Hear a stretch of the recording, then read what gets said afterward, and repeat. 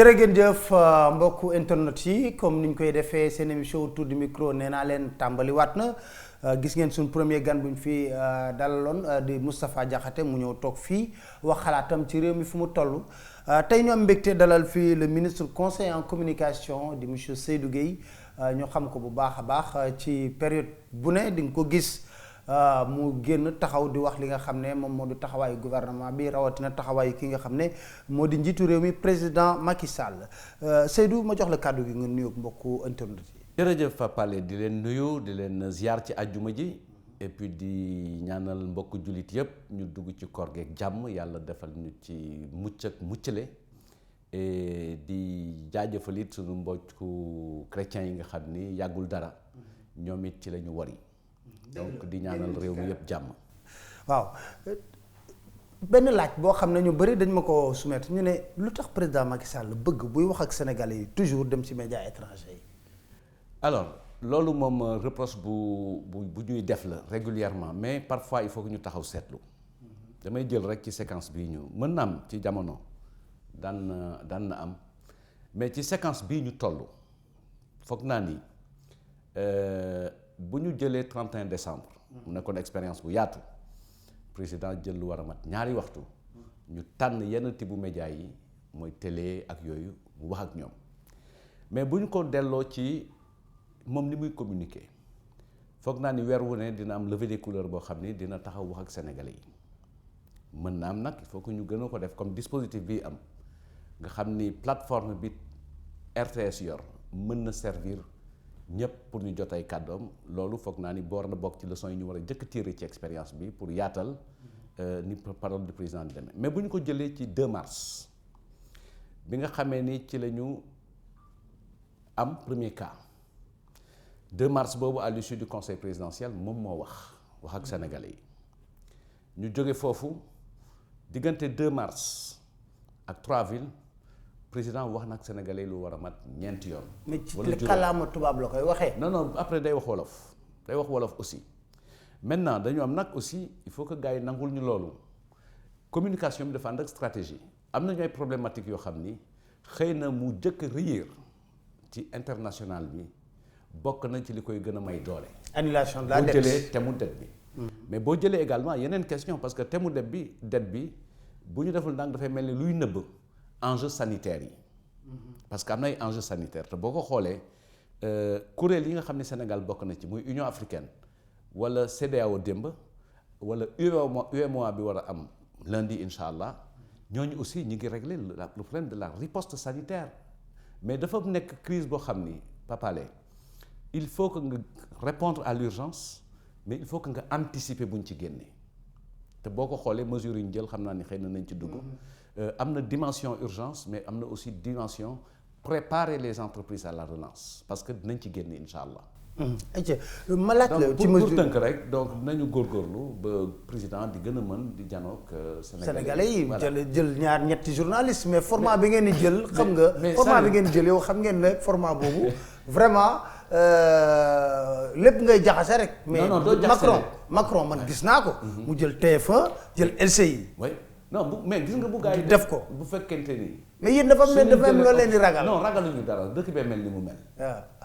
tey jii am na noo xam ne boo ko defee déjà na ngay xool ñaata quotidien ñoo fi nekk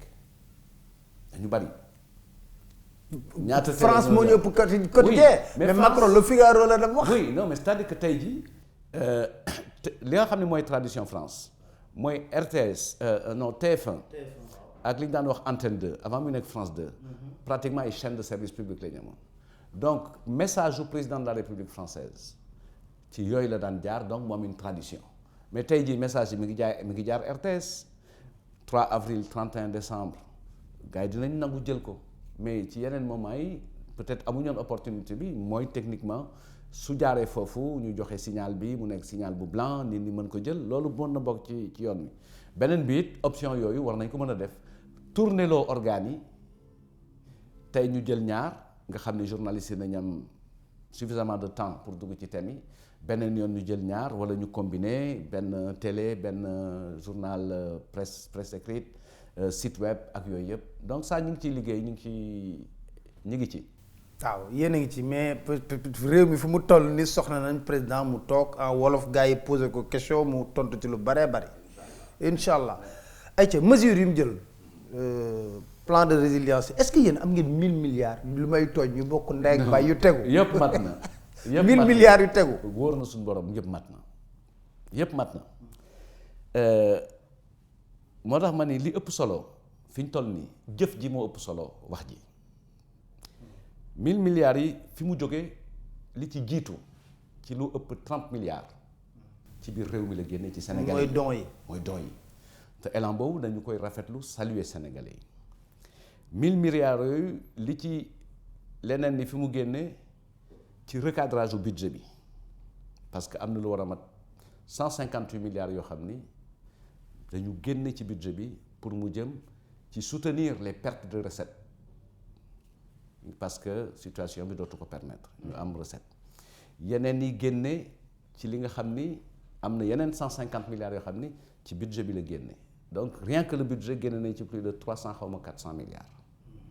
leneen li génne ci li nga xam ni moo tukkee fii barki démb gis nga ko am na loo xam ni Banque africaine moo ko génne am loo xam ni BOAD moo ko indi am na loo xam ni Union européenne moo ko joxe donc 1000 milliards yi moom dafa nekk loo xam ni yépp ñi ngi bokk ndey ak baay bokk ndey ak baay ñu jagleel ci nag boo ko xoolee bu baax lu war a toll ci 69 milliards dans l'urgence et en attendant l'évaluation 69 milliards dem ci ndimbalu askan wi li ci ëpp ci këru liggéeyukaay yi la jëm soutenir entreprise yi nga xam ni liggéeyatuñu mesures yi nga xam ni dafay dimbali entreprise yi ci wàllu fiscalité ci wàllu report d'échéance ci wàllu liquidation créance su fournisseurs yi mooy dette intérieure bi lu war a mat 308 milliards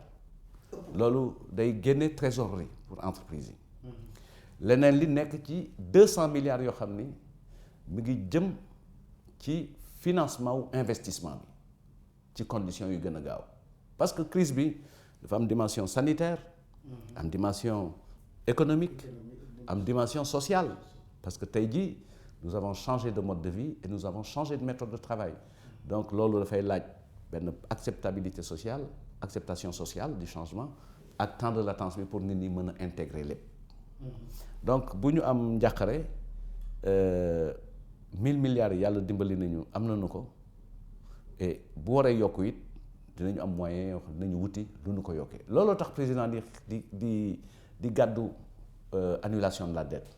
parce que tey jii fii ñu toll nii bu ñu ko amoon annulation de la dette la ñu waroon a fay comme service de la dette mais pratiquement mooy moitié wu li ñu. mais moom yàgg naa wax na dette sonalu ko parce que on a un bon endettement toog na ba muy recevoir cadre di wax ne waaye ngeen taxaw di wax bor rek te ñun. oui li jot mën nañ koo fay. non attends demander l'annulation de la dette ne veut pas dire que dette waruñu ko am un bon endettement mooy endettement boo xam ne da nga koy jël dugal ko dans un secteur productif. maintenant non productif parce que la situation montre aujourd'hui que la santé. oui war na bokk ci priorité li lépp. mais santé. éducation agriculture. waaw absolument. les questions d'environnement et de climat. yooyu dafa war a nekk des secteurs parce que mooy léegi boo xoolee problème yi ci àddina nous sommes dans une société de risque risque yi moo ëpp. terrorisme risque la environnement risque la tey ji santé voyage u virus kenn du ko may visa. kenn du ko woo kaay gane si ma day ñëw gane si pare dëkk di lor nit ñi donc noonu la ñu war a gérer mbir yi donc endettement bi le président Macky Sall bi mu koy gàddu dafa am ay analyses yoo xam ne moo koy nii tey jii dëkku Afrique yoo xam ne du ñu Sénégal xëy na et Sénégal sax mën nañ ko ci boole dëkk yooyu par exemple ñi nga xam ne ñu ngi affronter les phénomènes terroristes dañuy dem ba war a toll ci plus de 25% de leur budget ñu war ko dédier à la protection et la défense donc loolu li muy jur mooy dootuñu am mën a am xaalis pour investir ko ci santé donc est-ce que ñooñu tu peux mën nga leen tënk ne ci seen financement wu développement seen ay endettement wala lii warul passé nangam seen déficit budgétaire warul toll ci nii alors que dëkku Europe yi ñoom bi ñu bëggee développé wu mais yooyu tënku leen c'est après que leen tënk donc am na benn temps boo xam ni il faut que ñu xoolaat ñun naka la ñuy def pour jël en charge problème. est-ce que foog nga ne il aura un écho favorable. mais jàpp naa ni. parce que dégg naa moratoire la ñu wax. non moratoire boo ko déggee Pape il faut que ñu fàttali ko nii fii ci Sénégal tenir nañu fi benn conférence sur la dette et le développement. absolument. ba ki nga xam ni mooy directeur général du Fonds monétaire ñëw fi rafetlu ak si ñu génne mais tey jii soo bëggee annuler dette bi il faut nga jaar par moratoire lu tax parce que pour nga dem de façon effective ci annulation bi il faut que dëkk bu ne xool son stock bi mu am ak dëkk bi bu koy effacer mu effacer ko donc multilatéraux yi bilatéraux yi noonu la ñuy liggéeyee donc tey jii bu ñu ko amee rien que le moratoire nekk na benn mesure bu importante boo xam ne li mu ñu permettre ñu téyewaat ko ci xaalis bañ ko génne faye ji ko dina mën a jëriñ financement wu santé ak résilience bi ñu soxla ñaareel bi ci moratoire ngay tàmbalee pour mën a wan am waxtaan yi nga war a waxtaan ak ñi nga xam ni ñoo la lebal pour ñu mën a annuler mais jàpp naa ni fu moratoire am bu ñu ko liggéeyee ci benn at wala ñaari at war nañu mën a tàbbi ci. mais les pourfendeurs de l'annulation de la dette dañuy wax ne bon dette yi ñu leen lebal yëpp gars yi dañu ne ko fuuf lekk dugaluñ ko fu ñu ko war a dugal kon ñoom nañ fay. non c'est-à-dire non ça c'est peut-être une perception apparente mais mënul nekk parce que dette bi ñu la waroon li nga waroon a fay boo ko fayatul dafa am foo koy dugal te foog naa ni boo seqee rationalité bu bees boobu ak partenaires yi ñu effacer dette donc dafay nekk loo xam ne ñoom dinañ xam fan la xaalis bi dugg tey jii maa ngi lay tegtal bu ñu amee moratoire ba fayatuñu donc am na lu tolloog ci lañ daan fay par at ci service de la dette loo xam ne mën na ñëw yokk ci programme de résilience économique et sociale bi donc défi boobu mën na am dafa am importance sax war mën na am mais défi wu transparence la ak défi efficacité dans la défense ak yooyu la ak dans la défense. léegi ñu ñëw ci mais scandale yi bari na trop ci ceeb bi ngeen joxe suukar beeg yooyu da ngeen di mais da ngeen inventé ay hommes d'affaires yu bees quoi. non mun naa d'accord ci lenn. ay hommes d'affaires yoo xam ne kenn xam leen. yow journaliste d'investigation nga. waaw balaa ñuy mën a wax ni scandale bi am na. ñu saytu ko def investigation yi ba daal di ciy tàbbi. RMCM foo ko xam ku ko déggoon ci ceeb. non loolu non dama ni yow ci sa liggéey d'accord na tant que affaire wul mën nañu wax comme ni ñu koy titrer parfum de scandale ak leneen ak leneen.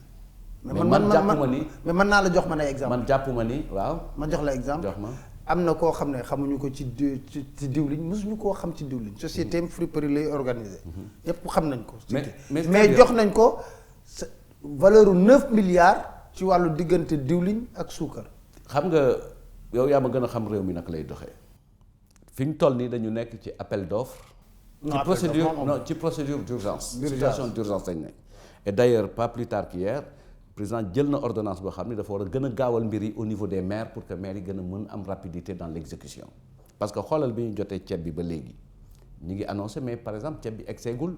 ci zones yi nga xam ni mooy les villes communes de villes yi jotaguñu ko am na maire yoo xam ne seen ay délibération mënaguñ ci jot parce que procédure contrôle légalité ak yooyu mi ngi dox mais li am solo mooy na Sénégalais yi retenir que loi d'habilitation bi may président pour mu intervenir ci ñeenti secteurs yoo xam ni définir nañ leen dafa limiter objet bi limiter temps bi buñ ci génnee lépp loo xam ni def nañu ko ci période bi dafay delluwaat Assemblée nationale ñu évaluer ko en toute transparence. non Assemblée nationale bu ma wax Assemblée nationale Seydou. moi je respecte l'Assemblée nationale. Je respecte l'Assemblée nationale mais la perception que les Sénégalais ont de l'Assemblée nationale. xam nga xam naa entre la perception et la réalité. c'est aussi la réalité. il faut que ñu xool. lan la Assemblée nationale mës a def loo xam ne c'est contre le pouvoir. non Assemblée nationale du contre pouvoir. c'est pas contre le pouvoir même contrôler la du contrôler la wax. ñu koy contrôler lu tax Assemblée nationale du contrôler Assemblée nationale mooy voter budget. ne nguur gi autorisé naa la pour nga. amul benn budget bu mës a rejeté. non budget Assemblée nationale du rejeté warul ñëw pour rejeter budget. man na ñëw na d'accord ma si budget bi ni ngeen ko defee. mais kii définir politique bi moom mooy définir budget bi Assemblée nationale dafay valider Assemblée nationale li muy wax. Assemblée nationale bi ngay gis député bu la wax ne la man. Macky Sall laa fi nekk lu muy nu mu voté. la loi bi nga xam ni mooy la loi de règlement mooy mécanisme bi ñuy contrôler exécution bu budget bi. parce que dafa am koo xam ne moom la ñu fal pour mu définir politique bi muy président de la République dafay ñëw ci assemblée nationale ne lii laa bëgg def ci secteur bii lii laa bëgg def ci secteur bii assemblée nationale ne ko secteur bii de fi mu toll bu ñoo amoon lu ñu gënal nga yokk li nga ciy def comme ressource mais dañu am loi yoo xam ne dañu tënk as député mënul génne mesure bu bees tant que génnewul fan lañu koy génne fan lañu. d'accord naa proposition de loi la. voilà maintenant loi de règlement moo lay permettre ñu jaar te loi de règlement bu paree dafa am ci institution yi muy dem ay cour des comptes ak yooyu yëpp dinañu xool. exécution organe de contrôle yi moom xam nga ne moom organe de contrôle yi fii Sénégal xëy na ñun am nañ ci juróom-ñaar. mais perception mais amul benn rapport boobu buñ s'instruire. am na ni àddina bi gisee nos organes de contrôle. foog naa ni ñun war nañu xoolaat ni ñu leen di considérer. mais non on les considère. alors mais rapport bu amul suite lañ wax. non rapport bu am suite. li ma benn rek boo jëlee rapport OFNAC. 2012 ba 2019 boo jëlee rapport OFNAC. 30 ou 50 mu ci table procureur. mais mi ngi ci procureur donc loolu joxe nañ ko. kon procureur moo deful liggéeyam. non waxuma deful liggéeyam man xaw ma procureur naka lay liggéeyee xaw ma lan mooy priorité yi mu adressé par rapport ak ni muy liggéeyee mais li nga xam ni moom la texte bi wax ce qui est prescrit mat na boo jëlee rapport yi nga xam ni inspection générale d'État lay jóge liñ ci war a jox comme jeexital dañ koy jox rapport yi jóge cour des comptes. inspection générale 2015 la gëj a génne rapport. non dama ni boo demee ci cour des comptes seen ay rapport toog nañ 4 ans génnewul rapport. mais joxe nañu rapport yi ñu waroon a joxe. mais 4 ans te chaque année dañoo war a génne rapport yor naa seen rapport yi mais rapport yoo xam ne amul benn njëriñ. il faut savoir Pape retard bi ñu gënoon a accumuler c'est justement le vote des lois de règlement yi daan am assemblée te kooku mooy premier niveau de contrôle de l'exécution du budget résorbé nañu retard bi aujourd'hui on est à jour mais retard bi ñu amoon na retard bu 5 wala 6 ans yépp ci diggante bi liggéey nañ ko résorbé ko maintenant rapport yooyu li ciy génn c'est pas toujours des situations yu ñu war a jël Pape Alé ni Pape Alé lañ joxoon lii laaj lekk jaarale ko yoon donc dañ koy tëj non parfois c'est des fautes de gestion yoo xam ni les chambres ñu am na instance yoo xam ni fa ngay dem ñu corriger la ñu jubanti la. rapport yi c'est pas fait pour débusquer. non rapport pour ne pas condamner même quelqu'un. rapport est un outil de gestion pour que ñu améliorer li ñuy def moo tax li ëpp solo ci rapport yi mooy recommandation yi ciy génn mais aussi dafa am loo xam ne dafa war képp ku ñu dénk da nga war a jubal li ngay def dafa war a leer. te jàpp nga ne yéen a ngi koy def. man de ci li ma xam ñu ngi ciy góorgóorlu mais ñëpp nag yemuñu mais ñu ngi ciy góorgóorlu parce que loolu axe politique bu essentiel la ci li ñuy def. ARMP lu tax ngeen rattaché ko présidence. mais da leen di jural coow rek. non duñ jural parce que yéen ARMP d'abord ki fa nekk war na dem bu yàgg président bàyyi ko fa. parce que maanaam jeex na bu yàgg. non c'est-à-dire il faut que nit ñi xam naka la ñu taxawee architecture bi naka la demoon lépp lu doon haute autorité dañ ko rattaché woon à la primature amatul secrétariat général moo des donc haute autorité yi bokkuñu ak agence ci wàllu dayoo donc rattaché ko à la présidence taxul mu war a nekk lu illégal wala lu anormal. non moom bañ ko rattaché wul président sax luñ bëgg mu jàll. non du lu ñu bëgg mu jàll day koy teg ci yoon. parce que ay ARMP ak yooyu il faut savoir bu ñu nax nit ñi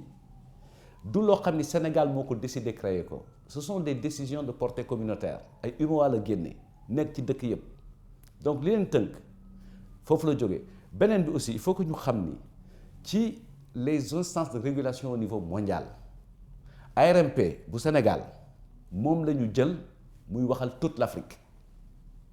donc on a l'expérience mais au Sénégal ici est-ce qu'ils font le travail concrètement. ils font le travail parce que boo deful travail. mais lu tax Seer Niang du fa jógee te def fa 2 mandats de trop soo deful travail bi fii correctement. mais ñu ngi ko seqal à l'international. Seer Niang loolu du fa jógee laa bëgg a xam. décret bi ko war a remplacer mi ci table président bi appel à candidature. yaa ko gis Ibrahima Gueye moo ko war a remplacer. moom moo gagné appel waaw parce que bëggoo ko xam. kan mooy Ibrahima Gueye. moom moo gagné appel à candidature TCMP. moo gagné appel à candidature. man de loolu xaw ma ko. xaw ma sax ne am na appel à d'accord mais moom xam na ne il est dans l'illégalité. mi ngi DCMP. moom xam naa ne en tout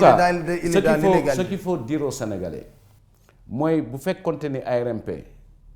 nekkul organisation bu efficace duñu ko tànn au niveau mondial pour muy liggéeyal Afrique te nit ñi souvent li ñuy wax ci ARMP duñu dugg ci biir rapport yi ARMP bind duñ ci dugg boo ko gisoon di nga xool le nombre de contentieux ni mu ko vidé dans le sens de la transparence la régularité et du respect des prescriptions. seen comité de pilotage bi comité de suivi la léegi. non comité de suivi la mos a ne parce que dara xew fi ba ñu war a jël mbiru état une question de sécurité nationale dénk ko koo xam ni pour mu piloter ko président de la république mooy jiite le comité stratégique boobu am lu ci topp muy un comité technique ministre des finances et du budget di ko jiite ñu jël un comité de suivi ubbi ko nag ci segment wu société yépp parce que question bi fi posé wu question de politique publique la de sécurité publique état bi dara justifié wul mu jóge fi donc état bi mooy continuer di doxal li muy doxal ci ni nu ko investir président de la république mu war a définir politique bi tànn ay nit ñu koy doxal mais ñu ubbi saytu bi ubbi boole bi ba sénégalais bu ci ne ci ni ñu yaakaaree ni loolu moo mën a représentatif ci Sénégal mooy institution yi bokk ci mooy kuréel yi nga xam ne dañuy défendre citoyens yi nekk ci muy défendre consommateurs yi nekk ci ak ñeneen ba ñu mun a toog xool li ñuy liggéey. lan mooy njëriñu comité boobu bu nekkee ne yéen marché yëpp joxe ngeen ko ba pare. non joxe marché Pape li ñu exécuté yu. ceeb joxe ngeen ko diwlin joxe ngeen ko suukar joxe ngeen ko. li ñu exécuté lan moo des ci budget bi. matul sax 1% sur 1000 milliards. ah déet mais joxe ngeen marché ceeb. non sur 1000 transport milliards joxe ngeen ko. sur 1000 milliards. ak enjeu bi fi ne 1% génn gu fi donc doo ma ni question de santé bi amul importance. question soutenir les secteurs comme le secteur des médias le tourisme yeneen ak yeneen les ambulants ñeneen ñi nga xam ni impacté na négativement seen liggéey c'est aussi important que ça donc temps bi li ëpp solo mooy naka la ñuy def ba génn ci ba mën a continuer liggéey donc ci tàmbali yi peut-être am na coow mais bu ñu saytoo bu baax dinañu gis bu coow li dul dëgg dinañu xam bu dee dëgg it li ci war a topp na ci topp. mais bu nekkee comité bi amul benn possibilité pour contrôler les marchés yi ngeen joxe ci ceeb. ci suukar ci non mais diwlin. ça c'est pas ça le comité n'est pas là pour contrôler il suit. ah ok il suit rek. ah non mais dafay suivre di def rapport tous les mois et puis. boo xoolee transparent wul sax ça va. non c'est pas ça Papa Alé non du ñay xale. booy suivre dara ñu ne la da ngay def rapport mensuel mais ki la sant ni nga ko ni nii ñu defee fii lii ak lii baaxul wala nii jaar na yoon ñu may comité bi durée de vie boo xam ni bu ñu génnee ci mbir mi 3 mois après mi ngi continuer def liggéeyam. est-ce que foog nga ma président Macky Sall dina ko fulaal. jëmmal la koy def parce que ñi ci nekk nit ñu am fula lañu moom ci boppam fi mu ko teg fu am fula la fu kawe la donc du ñëw wax ci kanamu askan wi après avoir rencontré toutes les composantes de la nation sénégalaise waxtaan ak ñoom ñëpp ànd ci décision yi mu jël soutenir ko ñu yegg si ci benn espèce de union des cœurs ba sénégalais yëpp commencé di gëmaat état bi dellu si ñu xam ni problème bi état bu taxaw moo ko mën a régler ñu koy yàq. est-ce que union boobu problème mu transparence bi jur te nit ñaa ngi koy wax di ko coow laa ngi bari du ko yàq. mais du ko yàq bu fekkente ni sénégalais yi ñëpp xool nañu benn drapeau bi muy drapeau Sénégal du ko yàq bu fekkente ni ñëpp xam nañ ni li am solo mooy naka la ñuy def ba génn ci ëllëg werante bi bu jotee ñu def ko sénégalais yi xam nañu sénégalais yi kenn du leen wax defal nii te defal na le ñun ñoo koy dund dans nos communes su may commune ñi ngi dund bu baax le problème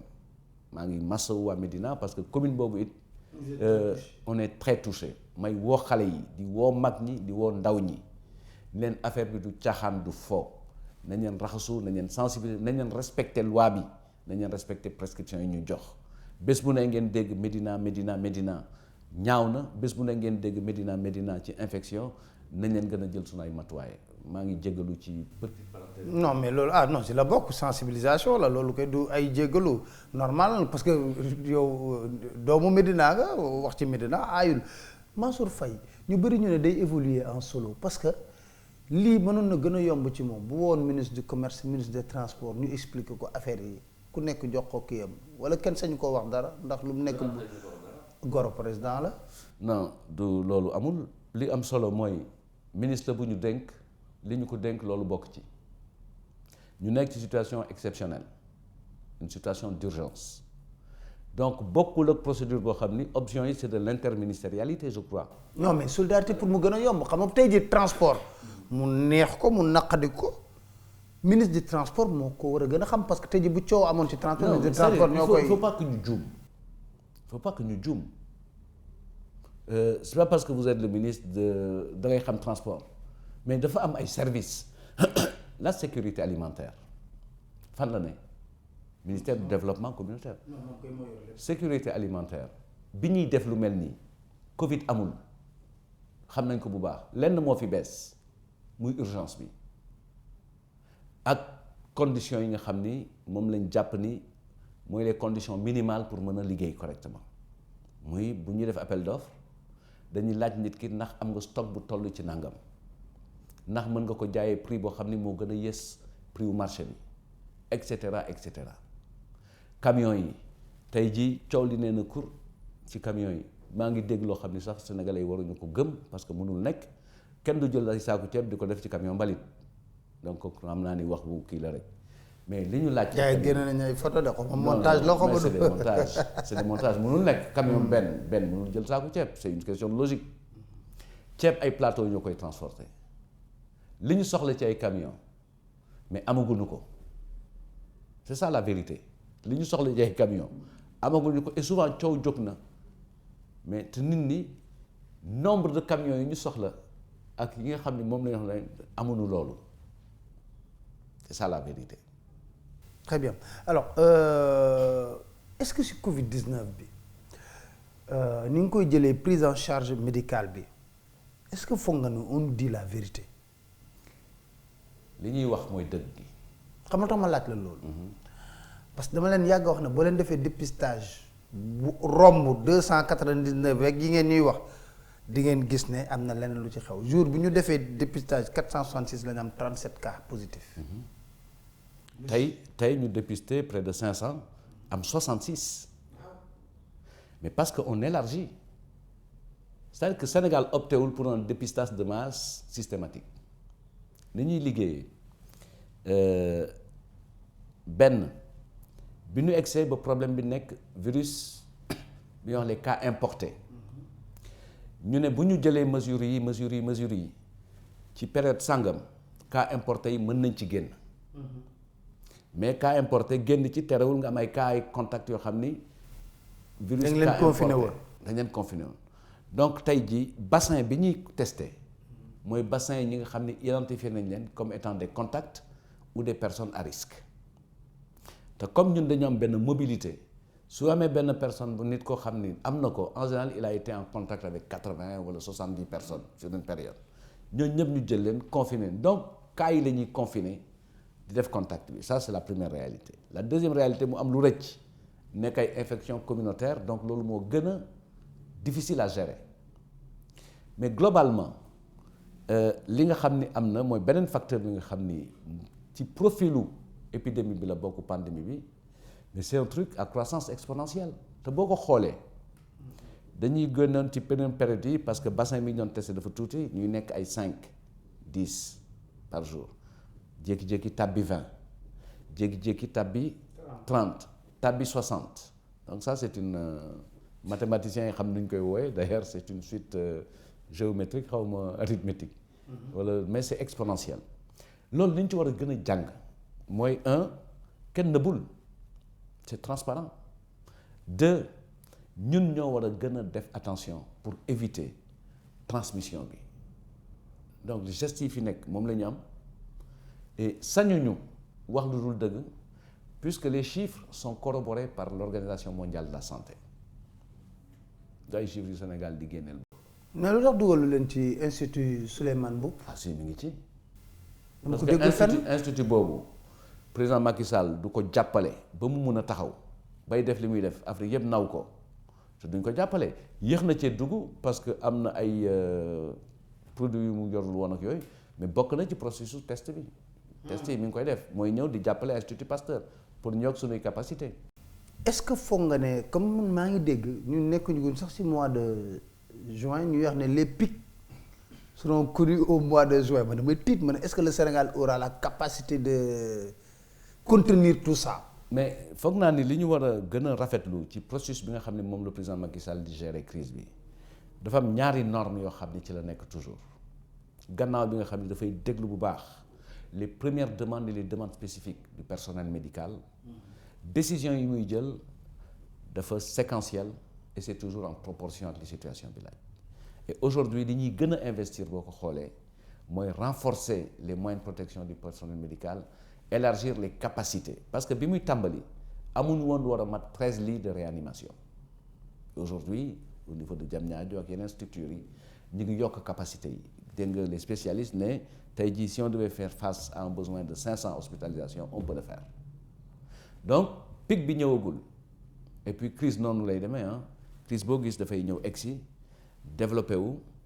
stabilisé wu et puis wàcc donc ñun ñu ngi ci phase u yéeg bi toujours stabilisé gul ba nu mën a xam ni tout ce qui était potentiel gis nañ leen ak yooyu maintenant donc c'est là où il faut travailler pour que li dal yeneen réew yi bañ ñu dal c'est-à-dire que seen système de santé explosé immédiatement parce que boo gisee dëkk bu mel ni France li muy rëy ak li seen médecine di avancé yëpp amuñu woon plus de 5000 lits de réanimation sur toute la France te gis ngeen génne nañ seen ay malades yóbbu Allemagne ñu faj leen gis ngeen ay médecins cubains jóge Cuba dem dimbali Italie gis ngeen Égypte di yëkkati matériel di ko yóbbu États-Unis pour dimbali leen donc il y a une sorte d'inversion des positions, des paradigmes. Et donc nous, le président de la République a donné toutes les orientations et prend toutes les décisions pour préserver déjà nos capacités parce que résilience su suñu système la gannaaw xam-xam bi am na fi mais dafa nekk feebar boo xam ni ñi xam di ci liggéey ñi ngi jàng aussi parce que c'est inédit ceux qui savent apprennent en même temps. léegi est-ce que mën nañu dem ba corser les mesures. président wax na ko. bu ko laajee ñu def ko bu ko laajee ñu def ko bu ko laajee ñu def ko parce que comme luy voyager la te nit ki moo koy yor di voyager ak moom am na moment boo xam ni bu buggee jéggi dayoo il faut que ñu téye nit ñi waajal ko cette mesure d'accompagnement yi mu laaj pour ñu mën ko def il faut que naa ne rationnel bi nekk sax ci ndimbal li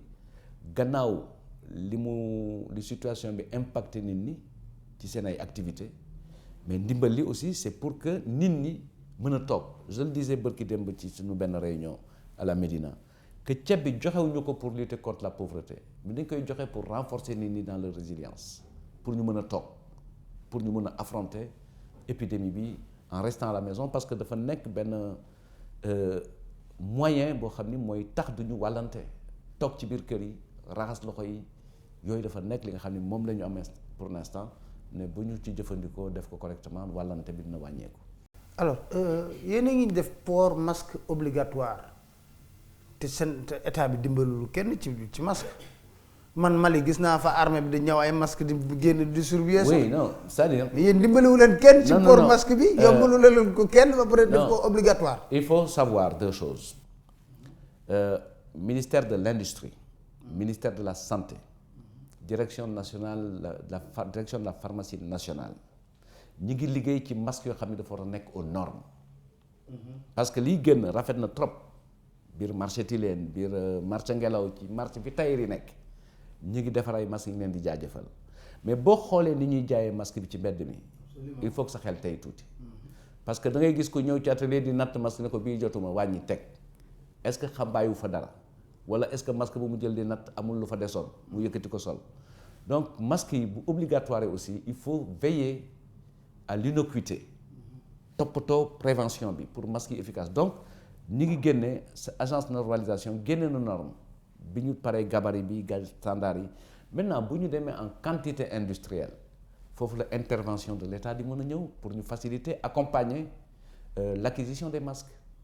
mais tey jii État bi mënul intervenir ci tailleur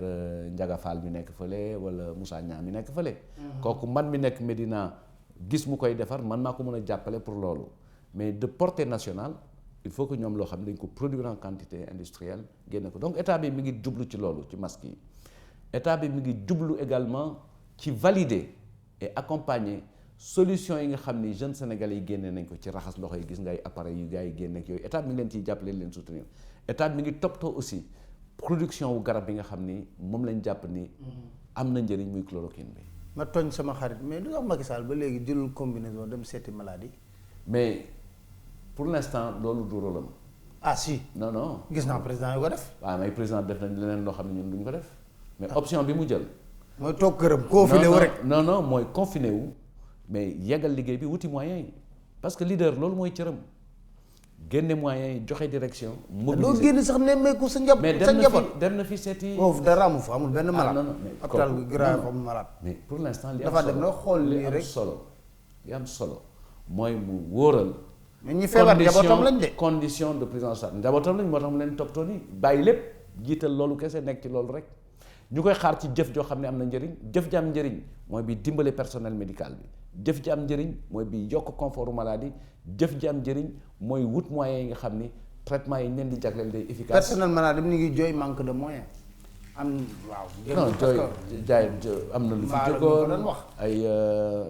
reer bu neexul personnel bi ñu confiné sax ñi ñu def quarantaine sax ñu ngi wax ne reer bi neexul ci hôtel yeeg yooyu j'ai vu quelques articles mais li am solo nañu jël moyens yi mbir mi ñëpp la bett ci àddina dajale moyens yi pour régler problème yi dafay jël temps mais li am solo mooy ñëpp mobiliser wu ñu xeex ba Covid bi jóge fi dans des meilleures conditions d'efficacité yàlla dimbali nañu nag am nañu personnel médical boo xam ni seen savoir-faire en matière de gestion d'épidémie dafa intact parce que dañu jaar ci lu bare jaar nañu Ebola jaar nañu choléra jaay lépp trace ak lépp donc tey jii dañ leen di saluer di leen encourager parce que gannaaw li yàlla di dogal seeni pexe lañu yaakaar pour génn ci donc moo tax président de la République leen gunge ti ji jël décision yi ci moment yi nga ko war a jël jàpp naa ni leadership bi nga xam ne moo feeñ ci gestion wu crise bi gis nañu président de la République boo xam ni solidarité la kese lay dawal gis nañu président de la République boo xam ni xam na décision yi mu war a jël te mi ngi koy jël mais loolu bu mu nee am faw ñu gërëm ñi nga xam ni ñooy këru diine yi parce que nangul nañu loo xam ne mosut am ci réew boo xam ni fi ñu teg diine kawe na lool te looloo war ñu nangu bërëb yi nga xam ni fa la ñuy dem pour ñaan yàlla mu dimbali ñu tëj ko ñu nangu ko ci wàllu confession yëpp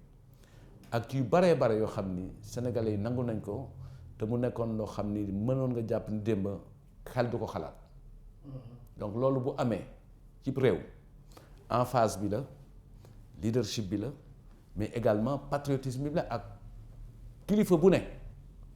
taxaw jël responsabilité bi donc ñu leen ci sant leen ci gërëm di ñaan yàlla loolu am njëriñ ba ñu génn ci li sa message bi mujj lan lay doon. mais gërëm ñëpp sant ñëpp. yeesalaat ñaan parce que mbir mi moom noonu la demee il faut que sénégalais yi xam ni démb bi ñuy wax cas importé mooy dañu amoon ku gane si woon. ko kii moom lan la basak mais kii comme léegi cas communautaire la dëkkandoo la. te dëkkandoo da nga koy ñàkk. parce que boo buggee différencier sa kër ak kër Pape Alé il faut que mu am barrière ci diggante bi te barrière yi mooy gestes yi ñu yor donc comme mi ngi fi dëkkandoo dafa am nooy defeek moom gan moom yomb naa muñal waaye dëkkandoo dafa am na ñu koy toppatooyee te ni ñu digale ñu toppatooyee ko mooy ñu respecter geste barrière yi mooy ñu raxas loxo yi mooy ñu réduire déplacement yi et jàpp naa ni bu ñu góorgóorloo ci loolu ak ndimbal suñu borom ak koor gi ñëw ma ci ñaanalaat ñëpp kooru jàmm rawatina sekkeen yeeg jaween yi ne leen du metti insha allah bu ñu yàlla dimbalee weer rek. waaw ñu dugg ci leneen dafa naa bu ñu génnee ci koor bi sax coronavirus dem. insha allah et puis di la gërëm également ci sa invitation. merci beaucoup Seydou ministre conseiller en communication di sant di gërëm mbokku internet yi ñu doon seetaan ñëpp di leen dig daje ci beneen émission tour du micro ak beneen gan incha allah ci seen chaîne YouTube Dakar Matin jërë ngeen jëf.